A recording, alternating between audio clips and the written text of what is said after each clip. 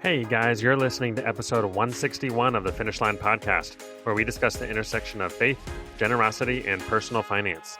My name is Keelan, and I'm here with my co-host and brother Cody.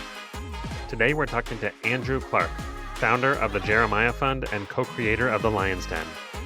Andrew's journey has taken him through numerous industries as both an entrepreneur and an investor. But through all of it, he's wrestled with one central question. What does it look like to steward influence and capital for eternal impact? Out of that pursuit came the Lion's Den, a Shark Tank-style forum connecting Christ-centered entrepreneurs with values-aligned investors, and later the Jeremiah Fund, which focuses on venturing differently by pairing financial resources with discipleship and kingdom partnership. Andrew is a deep thinker with many helpful frameworks for looking at business, investing, and eternity. Stay tuned. Before we get there, you know this podcast has grown almost exclusively by word of mouth. For those of you who have helped get the message out there by sending a link to a friend or sharing on social media, we just want to say thanks. It really makes an impact. If you think this or any of our other conversations are thought-provoking or inspiring, take a moment and share it with someone. We have been blown away at how God has used some of these stories to make a radical impact in the world of generosity and missions, and you can be a link in that chain. All right, let's get to the interview.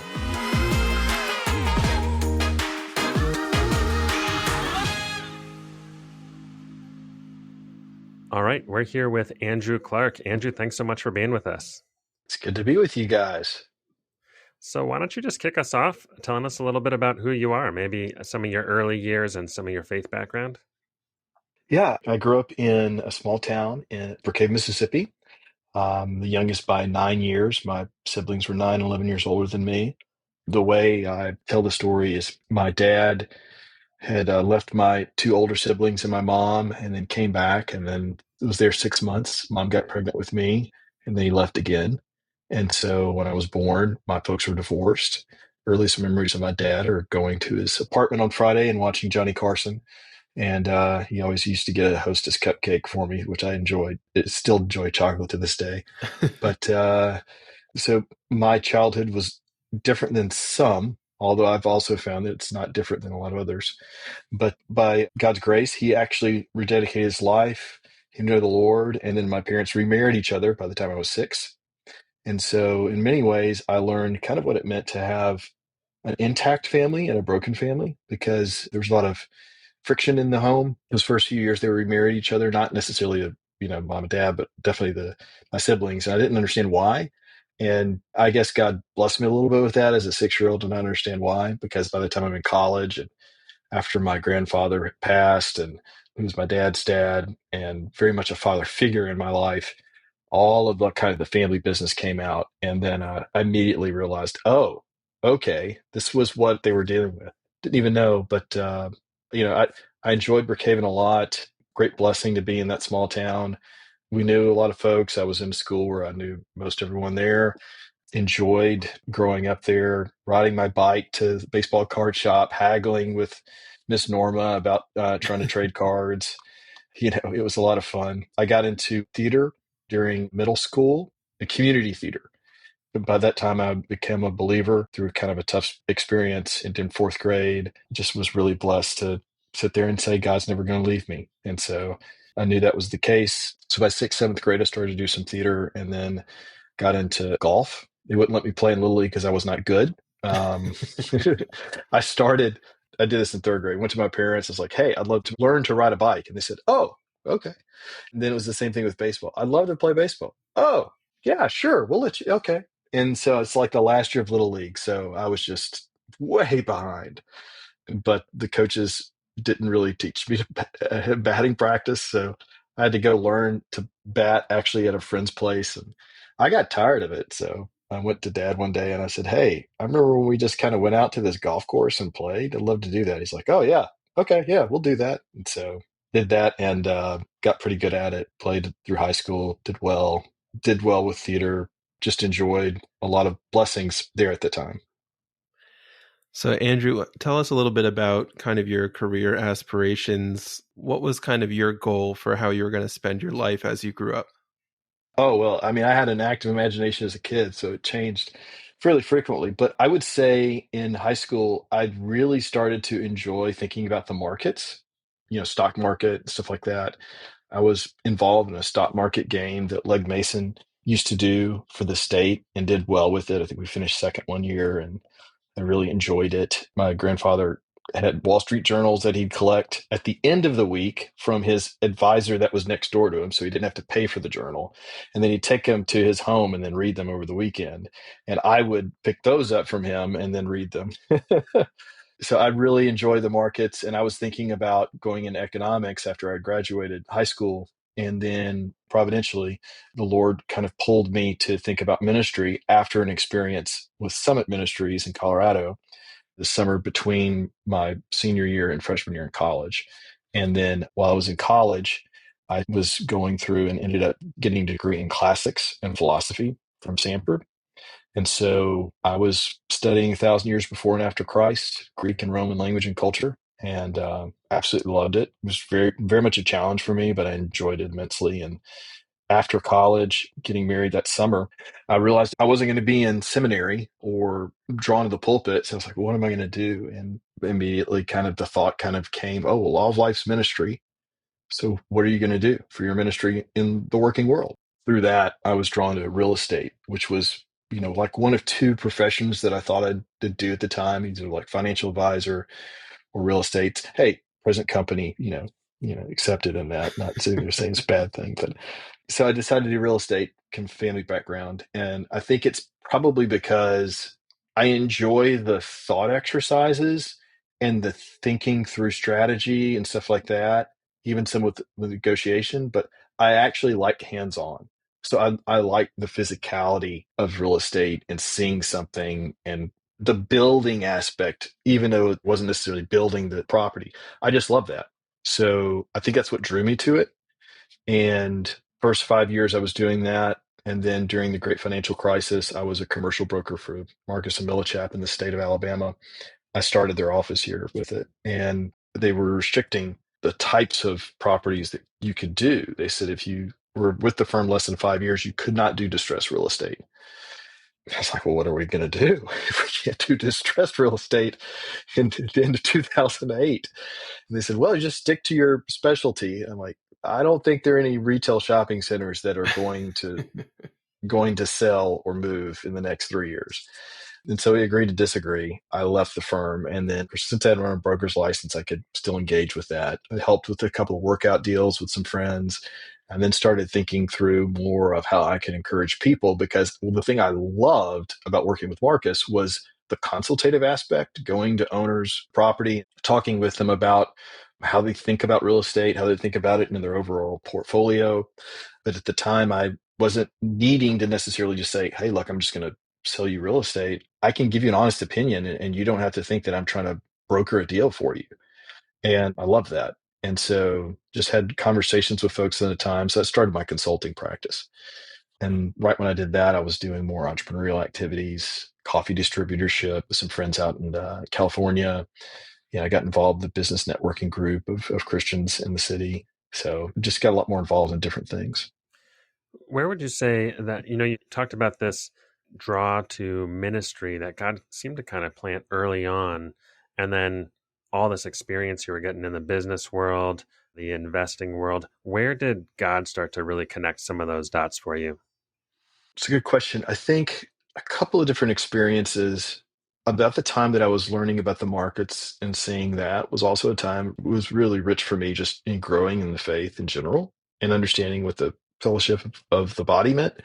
And so I was seeing a lot of different people, a lot of different professions. And I think both instances that I would relay this would probably be back to my grandfather. But my grandfather was an entrepreneur. I asked him one time, Granddaddy, what do you do? And he says, I'm an entrepreneur. I said, what is that? And he says, I don't know. It's French.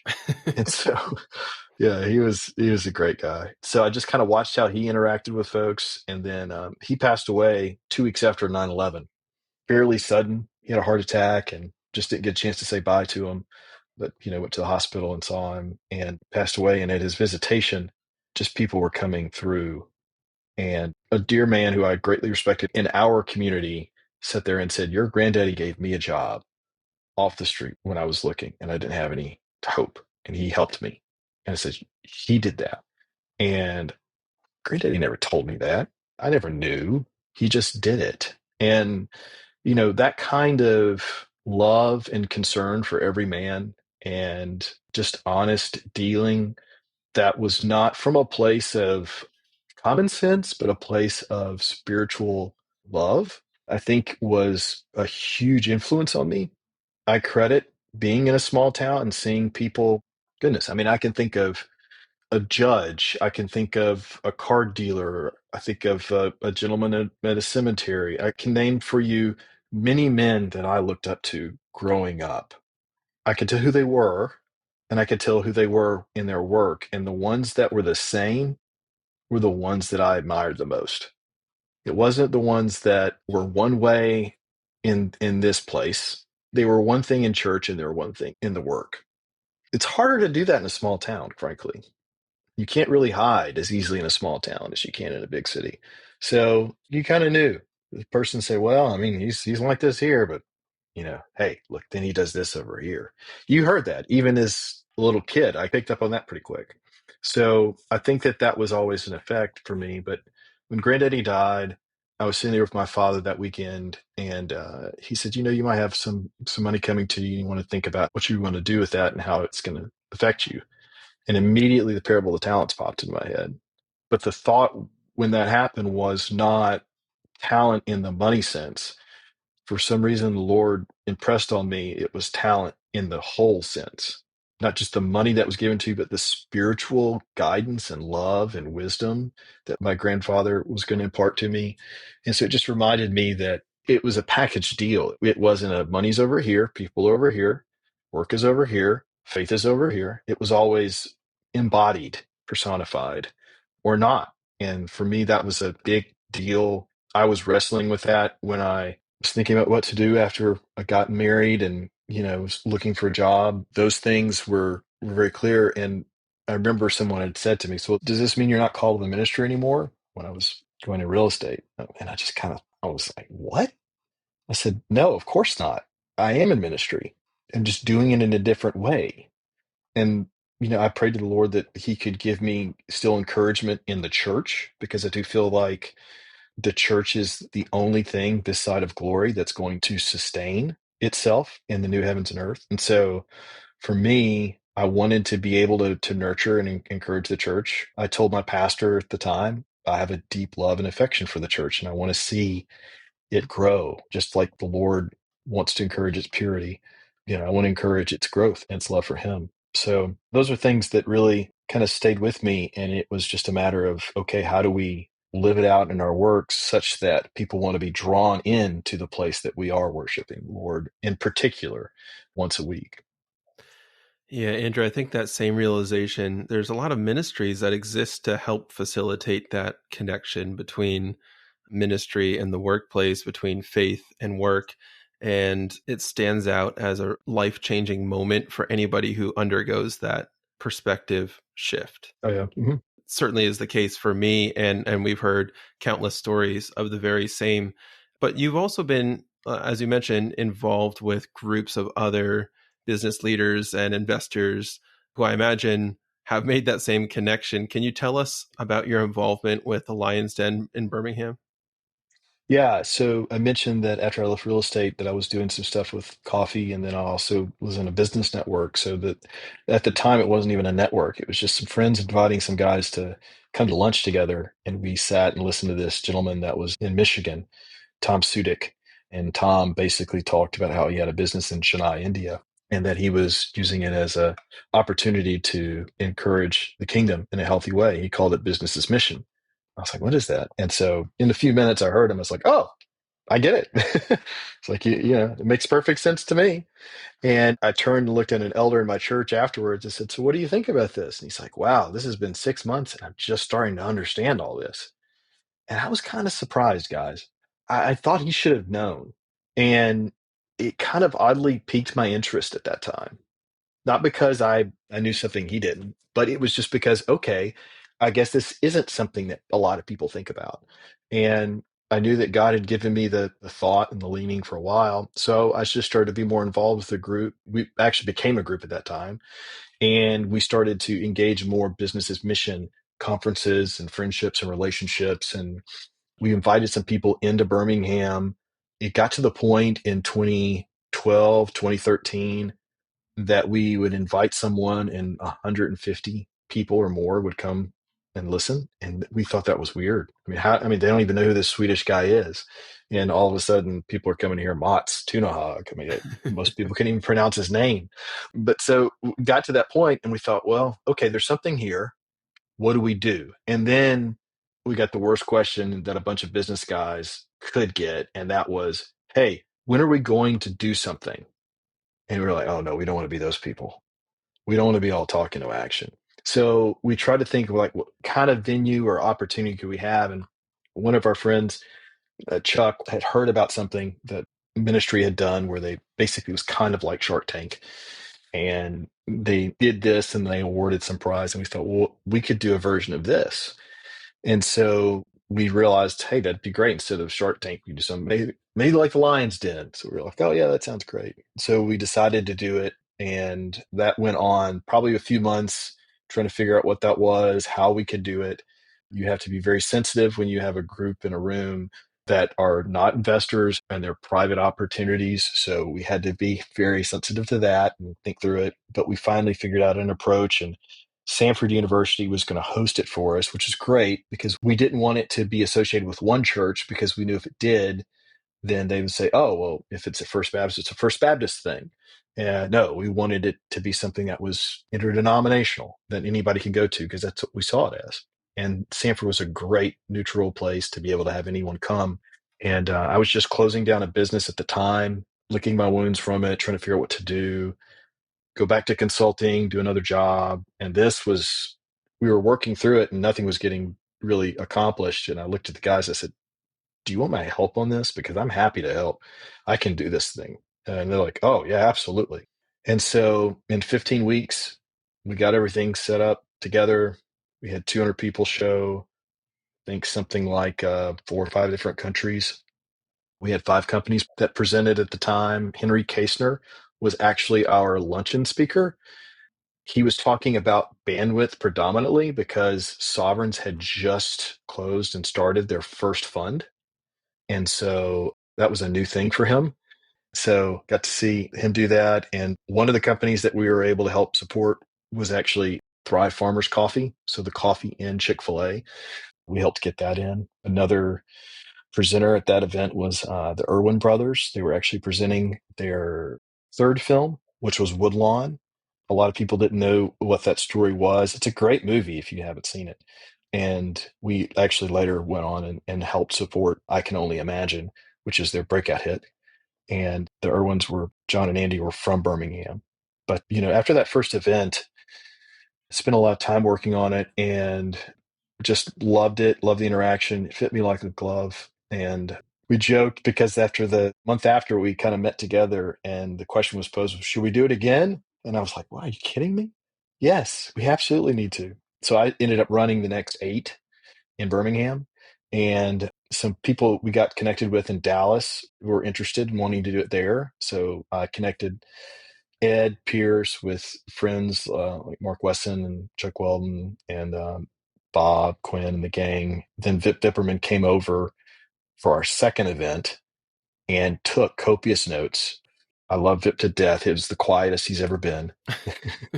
But it was great. So we really got to know each other there. And then I helped Dallas get theirs going and started for the first few years and just kind of seen it grow since. It's been a blessing to see it grow. Like I said, it started as predominantly what we call edutainment. So it was part education, part entertainment. And so someone would get up, they would showcase what they were doing to an open crowd. And then after that, then they would pivot to this group of panelists or lions, and those lions would ask them questions. And those questions would be along the lines of economic, which is obviously that's what Shark Tank does, but our difference is we would go economic, social, spiritual, environmental. So we'd go a quadruple bottom line. And it was all to try to encourage people to think through what could be their next step. And so we did that. And then the next day, we would have a private room for only accredited investors. That way we could be legit and good about how we approached it. And they could give more details about the offering. And if they wanted to opt in, they could. And that's how we were able to support and encourage businesses The nonprofit that we set up to do this, it was not taking a placement fee, wasn't doing anything like that. We were just giving the opportunity to educate people and allow them to learn and take that next step. And I think I did a pilot, like a little test case for what turned into the summit the second year. So we did that the second year, did a first run of what the summit would look like. And that's just a conference. So we ended up finding there were really four types of people: tire kickers, people that were just curious. That was that first category. And that was great for what we call the main event, because you just learn. You could have a 13-year-old and you could have an 80-year-old in the room, and they would enjoy it. And then that next level, you went for someone that was not just curious, but like really interested, and then the ones that were really engaged. And both of them fit the conference and the summit a lot more because they could dive deeper, they could have topics and go into conversation. So that's where we really saw a lot of the activation, the network start. And I think one of the last years I was going, the number was something like 200 for the summit. It's like 600 for the main event in Birmingham. And we had 10 countries, 10 or 12 represented, over 80 cities, and something like close to 30 states. So it was truly like a very big event. A lot of people coming to Birmingham. And I'm going to be honest, we did very little marketing. It was all word of mouth. Yeah, it's interesting hearing you talk about some of these early days. The movement, even beyond the Lion's Den, has just exploded, since then. And I'd love to hear your kind of big picture take on how you have seen God moving across kind of an entire movement. What are some of the big themes that, were almost kind of experimental early on and are now like heavily woven into how a lot of these kind of interactions and relationships happen, and the ways that God is kind of shaping this whole space? Yeah. So impact investing has tracked a little bit to where faith driven investing has. I remember reading about impact investing 2010, I want to say 2011, maybe. And that was a very new term back then. And they were really trying to figure out how to explain it. Some people called it creative capitalism. I think it was different than socially responsible investing or some of the other terms that were out there. Definitely not necessarily stakeholder capitalism, but yes, that was a concept then. And after the first event that we did, we were going to the second. I was really curious to find examples and corollaries because I knew there was something there. It was obvious after the first event. It was just a question of what it was and why was it different, if anything. And so, being a good student of history, I just started to learn and try to find different examples, different corollaries. And, if I could tell anyone, I'd say God's always moving. He's always been moving. And he has used things through history, his story, to be able to accomplish this. And it's been folks that have engaged in it that have really seen a blessing. I found great examples of how people started this in England during the post-Reformation there. I saw great examples of how different groups of different denominations were able to join in and work with trade. In the Netherlands, I saw different examples of how people interacted through the Society of Letters or other things. I was curious, like, could you have a network that was not just proximate, not just in a place? Because at the time, it was just like, well, do we just draw people from Birmingham? Or can you even draw people from California or New York to want to come to Alabama, and talk about God? I mean, that in and of itself sounds weird, doesn't it? But that was even more weird back then. So I was kind of thinking through this because I wasn't trying to justify our existence, but I did want to see in those instances how the environment was, what the people did. One of the best studies actually I got on this was a study of how Silicon Valley grew and how Boston, which was another huge tech center, it was the largest one, how it actually diminished. And this book called Regional Advantage by Anna Saxon, a really smart tech luminary, Steve Blank, mentioned it, and I looked it up. It's fantastic. And it basically showed how Silicon Valley really exhibited the type of culture. When I was reading through it, I'm like, oh, this is exactly what someone that's really like the body of Christ could show in being opened and cross-pollinating talent, about sharing information, about adapting to circumstances, about understanding what it means to be able to be helpful. Like all those things I noticed, I was like, this makes perfect sense, because then you look at the Boston example and they were siloed off. They were very rigid. If you went from one company to the other, you're anathema. I mean, it was very fixed pie mindset versus, abundance mindset. And so I just saw that as a great encouragement to sit there and say, let's try to create an environment where we can encourage collaboration, we can encourage growth. A friend of mine, Joel Montgomery, he and I actually did a survey, a landscape study. We had 80 responses and just trying to see what the landscape looked like. Joel had worked in some early stuff with Eventide, and we were grateful to learn, see what Robin and Finney and the rest of the gang was doing there. But at the time, we found like something like 13 different names for what this was: business as mission, business for transformation, Christian business. By the time we published the study, like two more terms came up. And then within 6 months of that, then redemptive entrepreneurship came up too. It was fun. So we just saw so much conversation on this. And honestly, guys, there was a desire to try to like bottle it or define it in a way that would keep it in. And at first I was interested in doing that, but then I realized that's actually not helpful, because once we started doing it, or we tried to do it, I saw so many different marketplaces. Oh my gosh, I saw so many different marketplaces, so many attempts to try to be the source. And it never worked well. I think the things that worked were the things that tried to give some loose framework or definition so that they could be a channel for people to engage with. And that was a big help. I think the Lion's Den, the best thing we did was trying to provide a place that people could fellowship and learn. And we weren't prescribing actions, but we were describing what could be possible. And I've seen, like, over the years, when people have tried to engage with this, and I see it all over the country, actually literally all over the world, because of some other groups we've been a part of, that there's really beauty in the diversity of the body of Christ. And the more that we take stock of that and actually listen, the more we see the beauty of the Lord and who he is. And it actually kind of checks myself and my pride and even my fear in wanting to do it a certain way. Now, there's obvious like worldly wisdom principles that are there that business has. Yes, that's what the books of wisdom are about, in Proverbs. But there's a lot of different ways to make money. And there's a lot of different ways to be able to share and proclaim the gospel.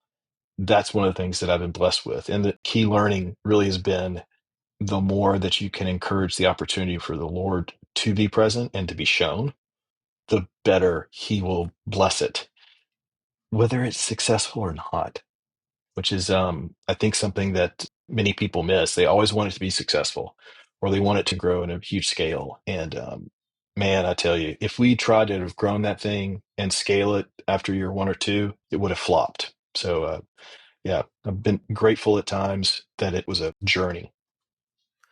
Yeah, I think this pursuit that you're describing, to try to really be spirit-led in building a new venture, or even in the way that we think about investing, there is a degree of surrender required to do that.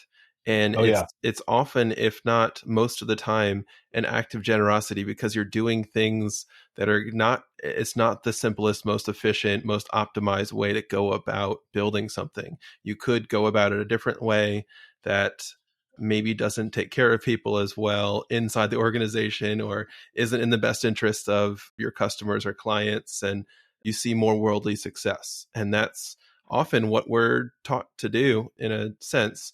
But to have a conversation and then figure out how to apply this, I think, has given an alternative for people to implement principles of generosity into the way that they are walking out their call as an entrepreneur, as an investor, as a giver.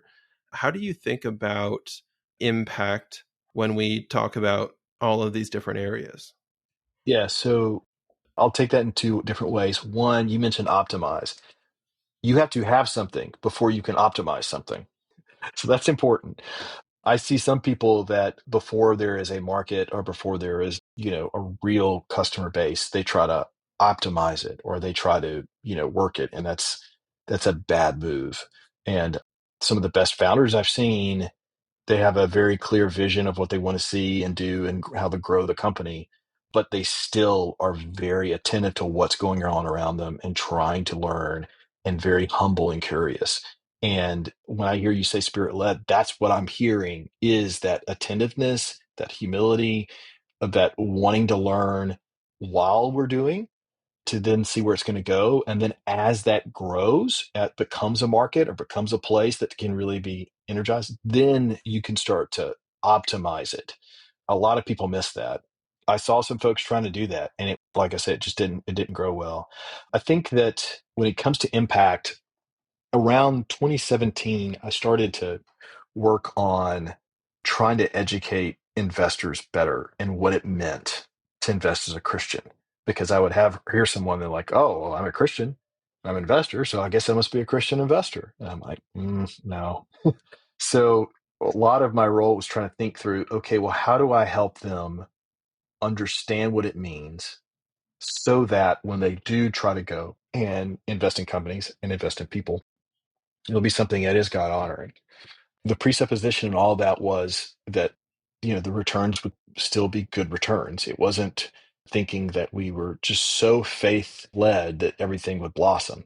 No, I mean, I think one of the greatest examples in all of scripture showed that you can live a life beautifully and perfectly and you can still die and have a tough outcome. So we knew that that was not the case. So we need to make sure to set that up well. And then when we're thinking about it from an impact perspective, I realized that there were some folks that were taking this idea and this notion of returns and impact, and they would put them on the same line, the same horizon. And I began to believe that was not right. I looked at it as two different things, two axes, an x-axis and a y-axis. One was the type of impact you wanted. I called it the intensity of the mission that you wanted to see. And then the y-axis, the vertical one, was the amount of return that you wanted to see. Whether you didn't care what came back, you cared that some came back, you cared that all of it came back, or that you cared that you wanted all of it plus more to come back. So when I started to see it as two different axes, an X and a Y axis, it made it a lot easier for me to understand. So when I looked at it that way, I not only looked at what the mission was, and you notice how I say this, like I didn't say necessarily impact, and I started to build out metrics. What was the intensity of the mission that I wanted to see? How did I embody this, and how did I want to, the investment I want to see fit that same thing? Because it's really hard on a first pass to nail it on the impact side and know exactly what it was. Often we would see things and we didn't control the outcome. On a spiritual impact side, we knew winning souls to Jesus was not us. It was the Spirit. So if that was the case, then we needed to sit there and say what kind of inputs, and our inputs were very much what kind of intensity of the mission you want. So I created it and made like 5 different ways to do it. The simple way to put it is the first part was show. The second part was tell. What do we want to demonstrate? What do we want to declare? And the more intense that you got, the more you wanted to declare, and the less you wanted to show or demonstrate. And I felt like there was a happy medium right in the middle where it was a balance between both. And I noticed that the opportunities that generally were balancing between showing and telling, and they also had the best opportunity to be able to grow. Not just you could invest in them, but you could get a return back. And that return back was something that you could redeploy, reinvest. And I felt like that has a great opportunity to compound, not just my wealth, but the opportunity of the wealth that God's given me in God's kingdom. And that was really what was exciting for me to see that unlock. I will say, It was they had this x-axis, this y-axis, and there was a z-axis, and that was one that I realized that I hadn't really thought of. And the z was time. You guys know when you talk about investing, what time horizon are you looking at to get this return? And most of the time, nobody really ever talked about that when it came to impact. It was weird. But if you tie impact, if it was just solely impact, just like only impact, no, return of capital or anything like that, they still want some sort of time horizon. Honestly, they want to see it. And so I felt like that was an important thing, whether it was being generous or whether it was being an investor. And once I started to put in that time question, so I'd ask them, what kind of intensity do you want to see your mission? What kind of return do you want to see come from the investment? And then what time frame do you want to see that all enacted? And once I asked those three questions, it was kind of a way for someone to realize, oh, I need to adjust the investment or I need to adjust the intensity of mission. And it was great if an investor would ask the same question of a founder, because then you could find alignment and you could see how someone might be off. And so it proved to be a real helpful tool. The Learnahands, Greg and Tom, they did a much simpler version. Like I overcomplicated it, if you can hear that. They did a great version about how they thought through it. It was a 2x2, and that's worked really well. I've seen it played out in other places, in other words. It sounds like what you're describing is basically a way for investors to find a good match and a better understanding of what they're trying to accomplish in terms of the investments that they actually end up partnering with based on those three criteria: the returns that they're looking for, the impact or the intensity that you were kind of mentioning there, and the time horizon that they're dealing with. And it helps to kind of point out when somebody has unrealistic expectations in one of those or more of those categories and trying to get them into a more aligned place, figuring out where the compromises need to be, and then trying to actually identify what kind of options are there that might actually fit this profile. Is that right? Oh, yeah. It came to the point where, and the reason why I put mission intensity, so that the impact question at the beginning was, I realized, well, if you remove that, then okay, it is all about maximizing investment returns. That's it. So that was the primary question. The primary question was, what kind of impact, what kind of mission are we wanting to be on? That's what drew all of us in on the faith driven side. And if we didn't get alignment on where each of us were, then it was going to cause confusion and frustration with whatever else we were going to talk about, the type of return and the time it was going to take. And if you notice with that, I'm asking the person to answer that for themselves first.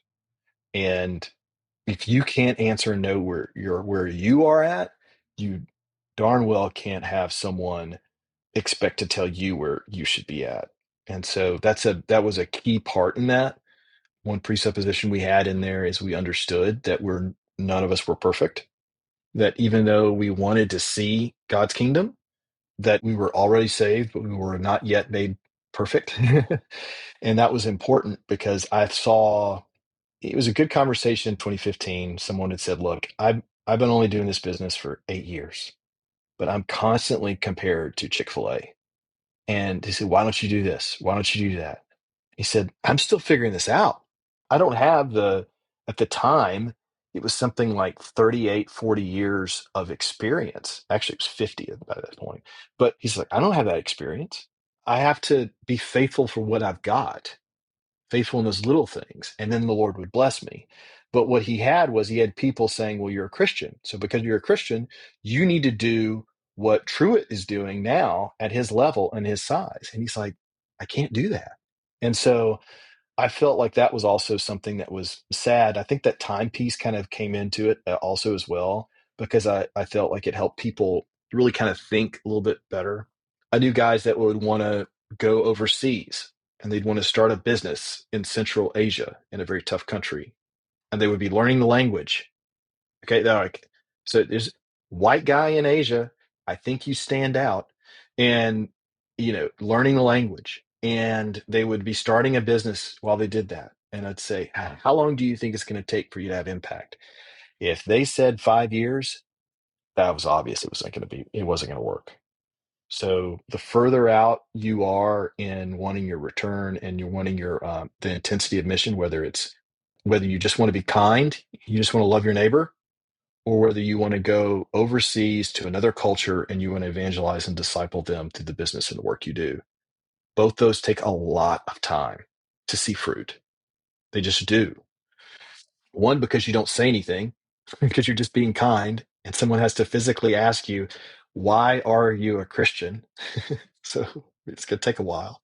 And then the other one, because you've got to learn the language. You've got to be a part of the culture so that you actually have to be in the world and allow them to understand you from where you're at and you to understand them and your business to grow. And then you have the opportunity for them to sit there and say, you are different. You're not, you're one of us, but you're still different. Okay. Why is that? All those things have to be in play. Yeah.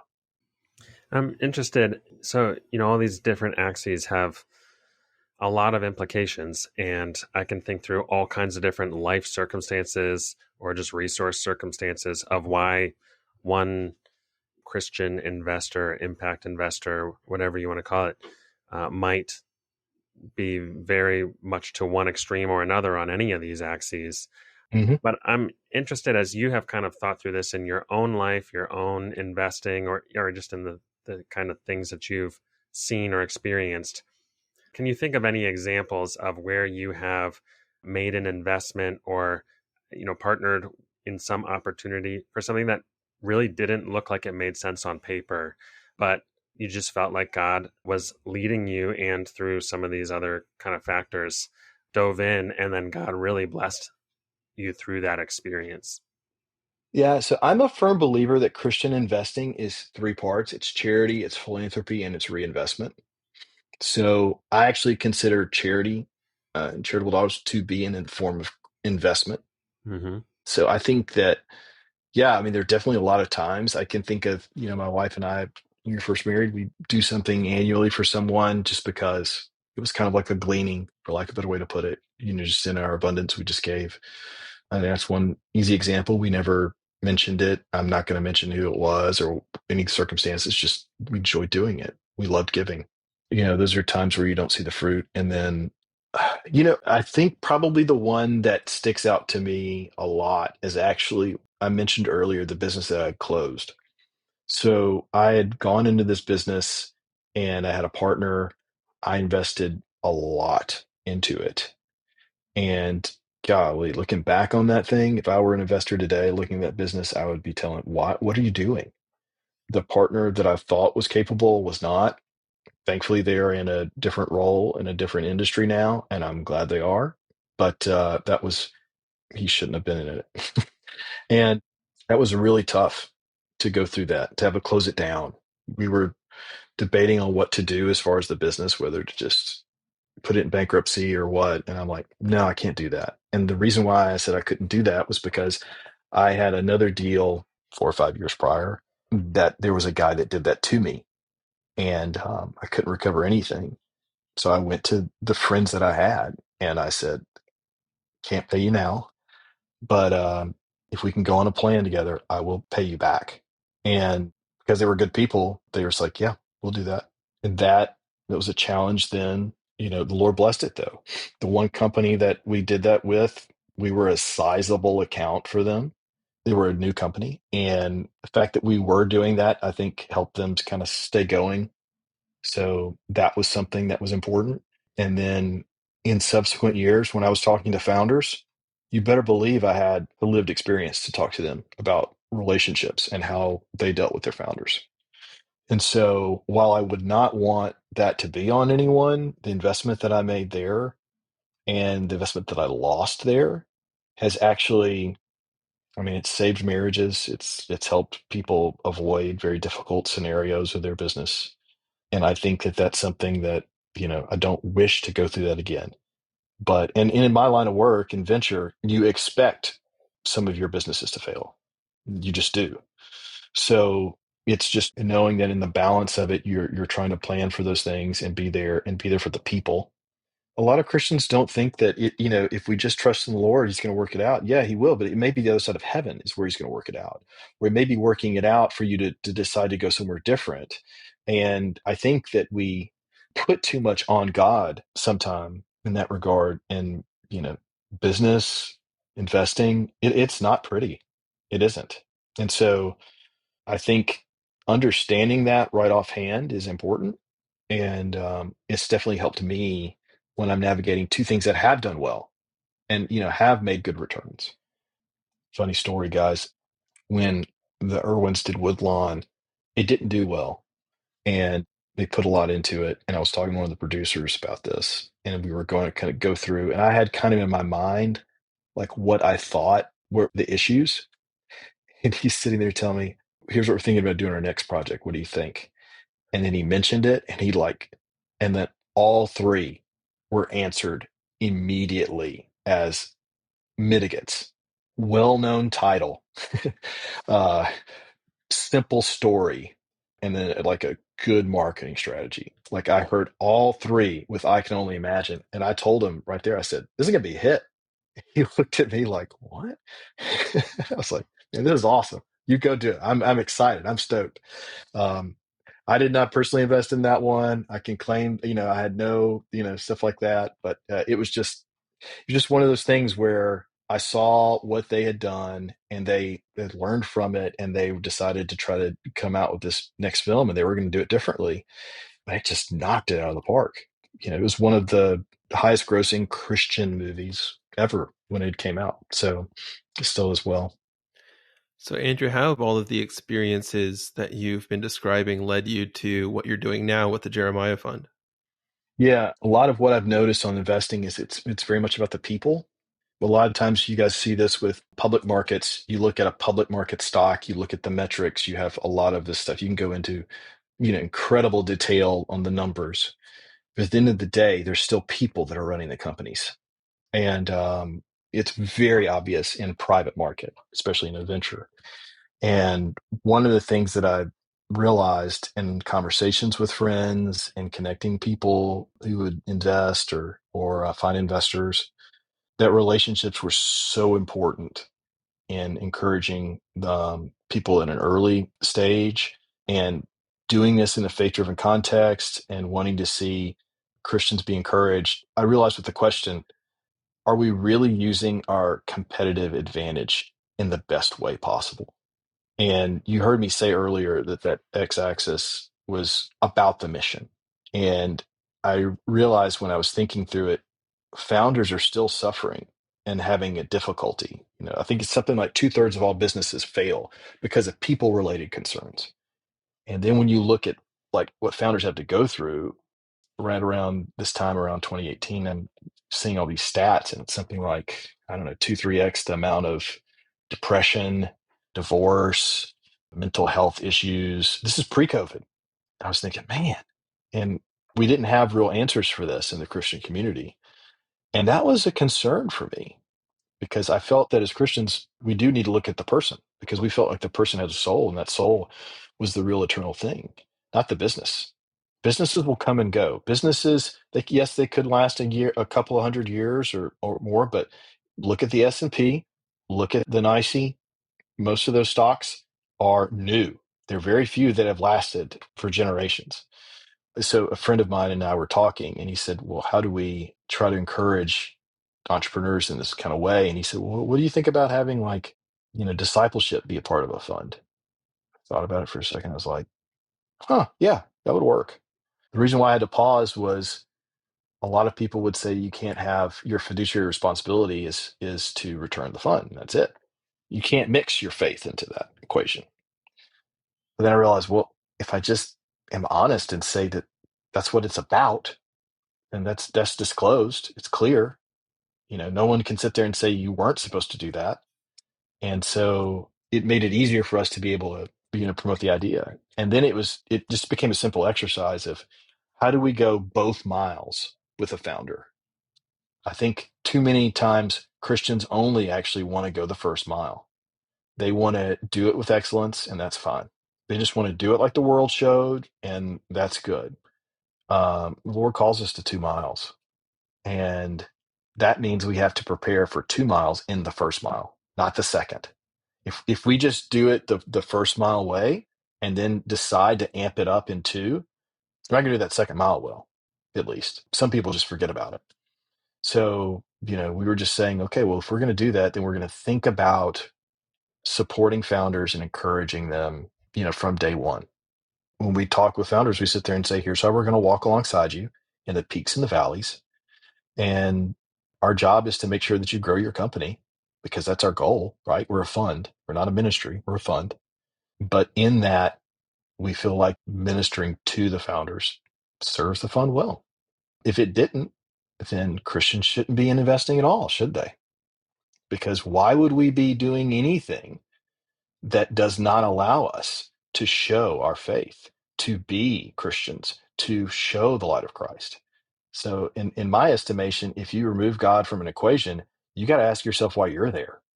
So what I found when I talk to founders is they get stoked.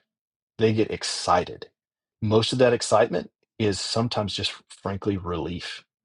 And it's relief because they can be who they are, their true self, the self that they want to be. They don't want to go through this and have to hide who they are and who they love. I'd feel awful if I went through life with my wife. And then when I go into a business setting, say, can you just stay outside and let me come in here and I'll just act like a single guy. And then when I'm done, I'll come back, I'll put on my ring and we can go do something else together. How would she feel about that? So no founder wants to do that, especially a founder that wants to grow in their faith and have a real mission and a heart for it. So that's what I do. We just walk with them, and I have a lot of great friends and that come in as advisors, and we try to encourage them in a healthy way to scale their business, and in the process, grow in fellowship with the Lord. So, Andrew, in this conversation, I'm reminded of a book that I read that we actually had some of the authors on to talk about, called Lead with Prayer. And it pointed out this trend that overwhelmingly, as leaders took on more responsibility, their prayer lives actually declined. And I'm wondering, have you seen similar trends with entrepreneurs and with investors? And how do you recommend that these leaders actually are drawing nearer to God in their pursuits and not away from him? It's a great question. And by the way, it's a wonderful book. I've known Peter, since like 2009. Love him to death. Love what Hope International does. And even more so, some of the people in that book are dear examples of the faith. Yeah. So I think a great way to put this is through an analogy that actually we talk about sometimes with founders. Okay. There was a venture capitalist called John Doerr. He was part of Kleiner Perkins, and he said in the early 2000s that what they look for, and he's like a legend of venture capitalist. Okay. So he's like top notch, one of the best ever. He sits there and says, we do not invest in mercenaries. We invest in missionaries. That sounds great, doesn't it? So he says that they want to focus on a mission-driven founder instead of a founder that's just going after it for the money. But what I noticed is that in the mission-driven pursuit, that there is a sense of drivenness that can affect the person. So the leader is going and growing the organization and trying to do it, and they become so driven that they become hollowed out and miss who they truly are, who their real identity is in Christ. And the way that is exhibited is the more that they are leading an organization, the more they're out front, or the more that they are isolated at the very tip of the spear, or what they know, and they don't have anyone to share with, they don't have anyone to have conversation with. They're constantly looked at as the person, and they're constantly under scrutiny and pressure to be able to make decisions. And they themselves are the only ones that can make them. Not even their board can actually do some of these things, even though the board may even have final authority. They're relying on that person. And so this drivenness tendency is very easy, because it's saying, I've got to do more. I've got to perform. I've got to do this. But Gordon MacDonald would say, let's not try to encourage the driven person. Let's try to encourage the called person. So what's the difference? So a called person realizes that it's not their job ultimately at the end of the day, and only then, that God is in that equation, that God has called them to this position, that God has called them to this place, that God has called them to this mission, and that he doesn't do it so that they can make a performance. He does that so that they can learn who he is and who they are. And in light of who they are and who God is, they can see the beauty and the love of Christ. And from that, be transformed. And in that transformation, to be light in that difficult scenario for others. And a lot of times, that means that they have to surrender. And so, a lot of people, when they get in these roles, they feel like it's so much on them. What we're trying to do is trying to take them out of the performative state, not like remove them from it. They still got to perform, but understand that that performance is not a driven type of performance, but one of called. And what that does is it gives them the understanding of they're not alone, that God is there, and that he wants to show them something, not just of their nature, but of God's nature. And when that happens, sometimes you don't have a lot of clarity, but you do have peace. And that peace, even in a storm, encourages more courage, which does have fear, but just action alongside of it. And that's the kind of courage I think we want to impart to others, is understanding where the Lord fits into the equation. Yeah, that's a powerful example that I think far transcends just entrepreneurship, but really the whole Christian walk in all areas of life. You know, you've got so much going on, so much on the horizon. I'm interested to hear, what are you most excited about coming up in the next 5 to 10 years? I think in the next 5, 10 years, I want to see more people be happy and glad to share that they are believers and that they are pursuing wild, imaginative, creative things for the kingdom through who God has made them and how they're doing. One example is a guy who some friends of mine invested in their company, and he actually makes rain. I'm not kidding. He's got a technology. It's cloud seeding. It actually goes up and it will encourage clouds to produce rain. It doesn't happen like for a large period of time, but it happens enough that it actually can induce that and it actually can help it. And a lot of people don't realize, there are a lot of resources we fight over, but people go to war over water and the lack of it. Rain is an important thing. And so for them to do this is an amazing component. But this founder is Augustus. He's actually been open about his faith. In being open about his faith, he's also been very competent and clear about what they're doing. And I love that. I don't know him personally, but that's just like one example of someone I don't know that is just being authentic to who they are and who they are in the Lord and how they're wanting to go at it. And I want to see more of that. So I guess you guys would probably agree with this. I mean, we've seen more people open about their faith in Jesus in the last 4 years than we have over the last 10. Wouldn't you say? Yeah, I mean, I think it's hard to stay on the middle ground. You know, you gotta kind of either decide you're all in or that you're not. Yeah. I'm a believer that God will honor that. I don't think that the Lord is going to pull a bait and switch on us. I was saying, I gotcha. He's going to have the world just, persecute us to death. No. I mean, yeah, I think he's going to honor it. So I'm hopeful for that. Well, as we wrap up our time together, I want to leave some space for our manager's minute. This is how we wrap up every episode. Just a practical suggestion that our listeners can take to step into their role as stewards and to manage God's wealth wisely. Andrew, do you have a suggestion for our listeners today? I do. Understand as much as possible who you are and what you have available to you. Right. So what does that mean actually, like in practical terms? When I say understand who you are, I think it's very smart to understand what your personality is or how God made me. And then what does that look like between myself and then the spouse or the family that I have? Because God made each of us different, even our kids, sometimes markedly. But understanding who we are then allows us to take that next step of what God has given us. And there's one mistake that I made was I didn't have a full accounting of all the talents that the Lord had given me, like a full accounting. Like there was one point I didn't realize that I had a particular stock. And I sold a lot of my financial stocks in 2007. I just didn't feel like the banks were going to do very well. But the dumb move was I didn't realize I missed one stock. And I wish I hadn't, because that would have been a perfect time to do it. And the Lord reminded me in a couple more instances of, oh, if I really had realized where I was in that accounting, because I had goals at the time, then I would have probably done things differently in how I, managed some of those finances. So I highly recommend to folks not only understand who you are, but then understand what God's given you. And in that sense, it's going to give you a lot better understanding of what you can do practically and practically for the Lord. Yeah, I think that is powerful advice and certainly sets a strong foundation for all that God will do with that. Andrew, this has been such a fantastic conversation. Thanks for making the time to be with us. I'm excited to see what God does through the Jeremiah Fund and through all you have going on. This has just been a lot of fun.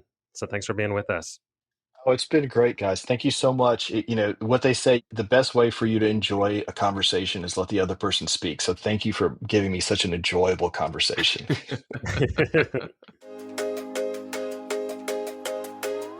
Hey, thanks so much for listening to the show, guys. If you want to find any references or links from today's show, you can always find them in our show notes at finishlinepledge.com/episode 161. Before we finish up, I have a quick question for you. Have you ever stopped to answer the question, how much is enough? A financial finish line is designed to help you do just that. Our 90-day Finish Line Pledge breaks down the process into 3 easy steps. Step 1, define how much is enough for you and your family to spend in a single month, and use that as your monthly spending budget for 90 days. Step 2, as God provides money to manage, set aside any margin outside your finish line into a separate bank account. And step 3, after 90 days, explore the million ways you can use the margin you've set aside to create joy, purpose, and impact in God's kingdom. Want to learn more? Check out our website at finishlinepledge.com. That's all we have for today. We'll see you next time.